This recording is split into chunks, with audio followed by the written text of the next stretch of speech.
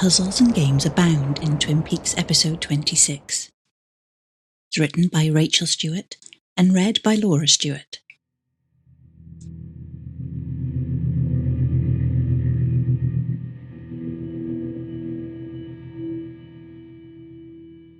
Bishop takes pawn. It's a seemingly simple move, and it's the one that Wyndham Earle makes over the course of Twin Peaks episode 26, Variations on Relations. The episode opens at Owl Cave, with Cooper examining what viewers will come to know as the map to the Black Lodge. It's then that we switch to Wyndham intensively explaining the lodges to Leo Johnson and Rusty Tomasky, the latter a literal, unsuspecting pawn. By the end of the episode, a life-size pawn piece encasing his dead body will be left at the gazebo, a clear message to Cooper that the game is nearing its end, complete with a threatening message: next time it'll be someone you know. While Wyndham and Cooper's chess game has been ongoing for many years, Flora's death could be seen as its own end to a separate chess match with the spirits of the lodges. As the return revealed, Laura was a force for good, and for that reason could be seen as the most powerful piece on the board, the king. Bob wanted that power, and since Laura forced his hand into killing her, it became a stalemate. While Laura's match has ended, it feels like many Twin Peaks residents are still stuck in games or puzzles of their own making. Some are more simple than others. All the girls are aflutter over the Miss Twin Peaks contest, and Lana Milford wants her brother-in-law and co-judge Dwayne to ensure she wins. On the other end of the spectrum, Bobby wants a reluctant Shelley to enter so he can put the prize money to good use. Donna Hayward also enters the contest, making her motives clear to her parents, dancing around the truth that her mother had an affair with Benjamin Horne. Donna, along with Shelley and Audrey, were all given a piece of a poem. See the mountains kiss high heaven, and the waves clasp one another. No sister flower would be forgiven if it disdained its brother. Cooper spends a good portion of the episode figuring out its intention. In this case, it's the poem he gave to Caroline Earle, and after comparing handwriting, deduces that Wyndham had Leo write it and deliver the notes to the girl as a warning to Cooper that he's drawing closer and might hurt more innocent people. There's also the mysterious puzzle box Catherine Martell is trying to open upon Josie's disappearance. She pulled Pete Martell away from his own chess game and poetic musings on Josie in hopes of opening it.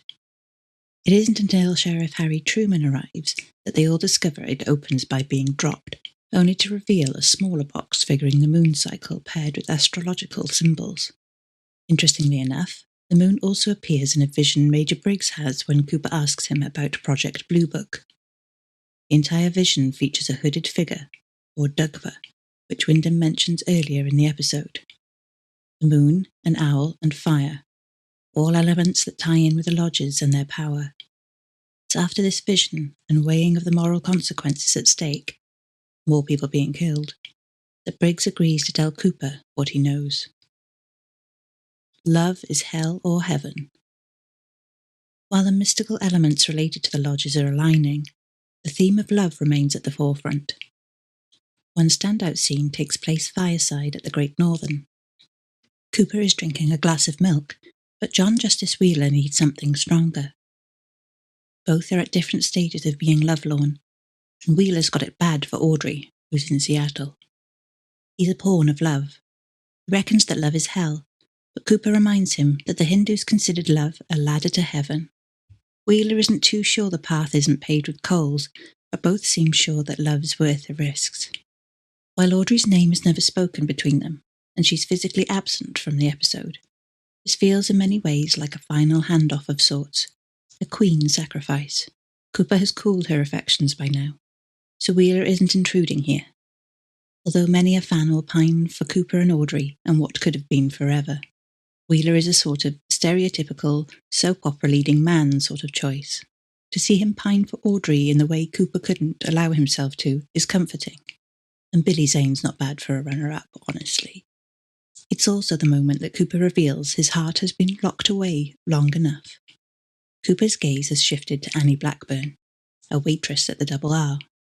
When he invites her on a nature study, it's revealed that Annie has been struggling with her own demons for some time, and after a suicide attempt, ended up in a convent. Annie. I want to come back to the world. I was so frightened for so long. Of everything. Of life. I thought I'd be safe there. To think if I could remove myself, as if that could stop the noise in my head when the problem was me. It was always in me. On the surface, this feels like a lovely revealing moment between two new people in love. But as the scene unfolds, more of Cooper's own darkness becomes apparent. Cooper. I know how hopeless things can seem. I know the kind of dark tunnel you can fall into. I had a similar experience. Not the same. Similar. I'd like to help you in any way I can. This foreshadows the darkness Cooper will fail to face in the lodge at the end of the season, and how that fear for Annie's safety and Caroline's death haunts him. There are multiple theories about who Annie actually is, in terms of drawing Cooper in, and whether she's manipulated by the lodges or just dumb fate. Regardless, understanding her fears and their power is what has brought her back to Twin Peaks in the first place. She was a pawn of fear, but she's learning to play the game and get back on the board. As Annie says during the boat ride, which Cooper ends up finishing, running away from my fear didn't make the fear go away, it made it stronger. Annie knows that facing her fear will be the only thing that gives her peace, and I have to do it here, where everything went so wrong. And while Annie's convenient return to Twin Peaks is the perfect entanglement for Cooper's white knight leanings, Annie becomes just one of the many lost pawns in Cooper's life.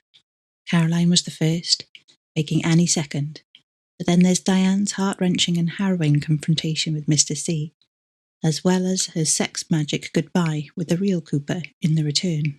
That makes three. No matter who he tries to save, even Laura Palmer or Carrie Page, he fails despite his best intentions. Maybe pressing pause on Audrey's flirtations was for the best, even if it makes Wheeler a different sort of pawn. Cooper's journey out of the lodges and fixing his fractured selves makes up the bulk of the return's plot. But it's important we focus on those he's hurt in the process of trying to set things right. Every woman Cooper becomes entangled with pays the price in one way or another. Caroline dies, Diane chain smokes and drinks vodka like it's water, and Annie, she's been a polarising punchline. A 25 years unanswered call of "How's Annie?" and a blood-splattered spirit uttering a warning in Laura Palmer's bed in Fire Walk with Me. In the final dossier, she's catatonic except for the annual "I'm fine." For all her bravery in trying to push past her fears, she's literally back to starting positions on the chessboard. Twin Peaks is a town where a lot goes wrong for both good and bad people. In this episode, so many characters intersect, which as the finale grows closer feels appropriate. And Dick's pompous wine tasting offers a slight reprieve from the darker elements of the episode. But out of all those shared moments, there's one that's ridiculously iconic, and it'd be remiss not to mention it here. Bobby catching a besotted Gordon Cole kiss Shelley in the Double R. FBI agents falling in love with small-town waitresses feels like one of Twin Peaks' biggest tropes, and for a Mark Frost-penned episode, this is literally the David Lynchian moment. It's equal parts heartwarming and hysterical, although sadly at Bobby's expense. Cole. You are witnessing a front three-quarter view of two adults sharing a tender moment. From here on out, Twin Peaks won't be tender. All the players will take their turns, either searching for truth or living their well-woven lies. In a way, they're all pawns for what will transpire. Even if Laura's death was the true stalemate, and the start of a new game between the lodges. Thank you for listening to this audio article from 25yearslatersite.com. Intro and outro theme provided by Ryan Lineage.